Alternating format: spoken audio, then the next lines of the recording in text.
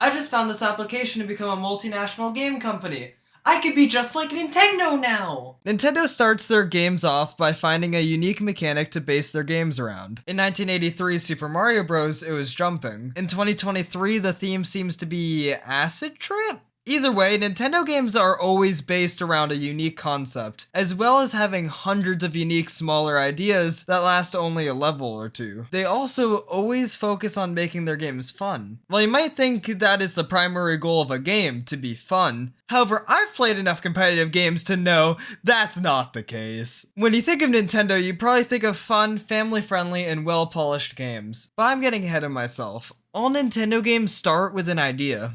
A core mechanic that the rest of the game can be based around. A few examples would be captures in Odyssey, exploration in Breath of the Wild, and killing a franchise with Color Splash. These all can be summarized by their core mechanic. Captures, exploration, murder. These core mechanics are what makes a game easily identifiable and feel, at least in part, like a Nintendo game. Nintendo is able to design games around almost any core mechanic. I mean, can you really imagine playing a game on a tablet? Gamepad? Yeah, I can't either. I wouldn't be caught dead with one of these things.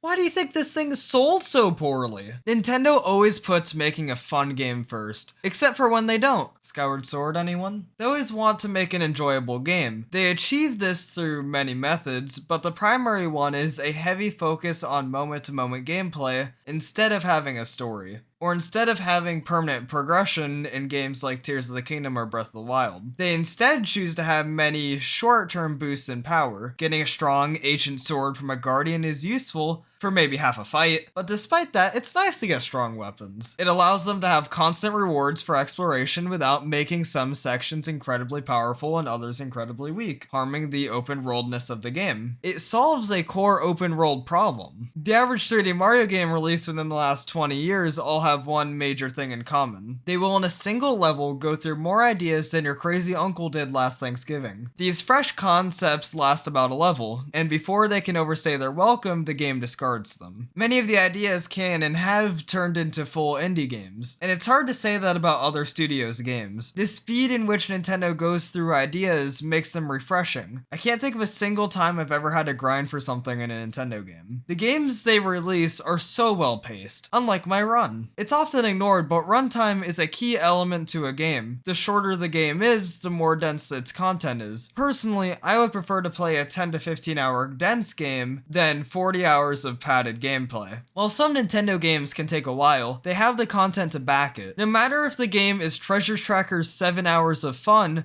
or Tears of the Kingdom's 60 hours of gameplay, it's the same density of content, which is a real testament to Nintendo's quality and commitment to making a good feeling game. Alright, stop me when you're sold on this idea. A console has two colors, red and black, is an early VR headset, and has to be stationary or else it would be prohibitively expensive. Also, it can kinda sorta vaguely do 3D on a Tuesday.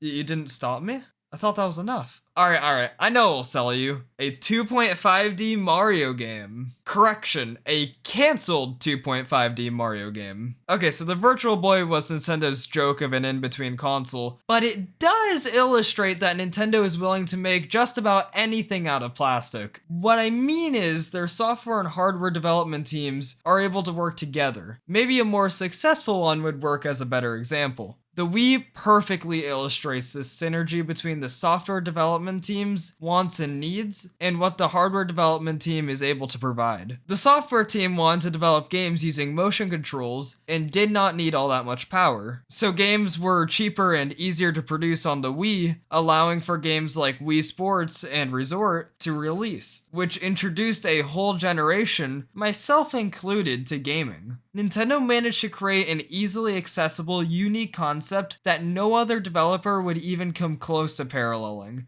even if they tried. And boy did they try. All of Nintendo's games have their own style, yet despite that, there is this charm to how Nintendo games look. They just use more colors than other developers do. While games like Ori are stunning, I wouldn't describe it as all that colorful. Because Nintendo's games are typically a lot brighter than other developers, they have their own visual distinction and identity. Nintendo's success here in the US can be mostly attributed to their quality. This is still true to this day. While back then it might have been a seal of quality on officially licensed games, now it's just the standard they hold themselves to, as the eShop is too far gone at this point. Though the guaranteed polished experience is what we have come to expect from Nintendo. Perhaps the biggest factor in Nintendo's success is that they always design their games to be accessible. Their games are fun for the whole family, whether it's Mario Kart. This fucking Blue Show made me lose fucking first place. I'm so fucking done with this fucking shitty ass game. Fuck this shit. I'm fucking out. Or being asked questions on PictoChat. Their games are some of the most wholesome on the market, with the majority of their games getting E ratings. They are able to really leave a mark on a child. Mine is right here.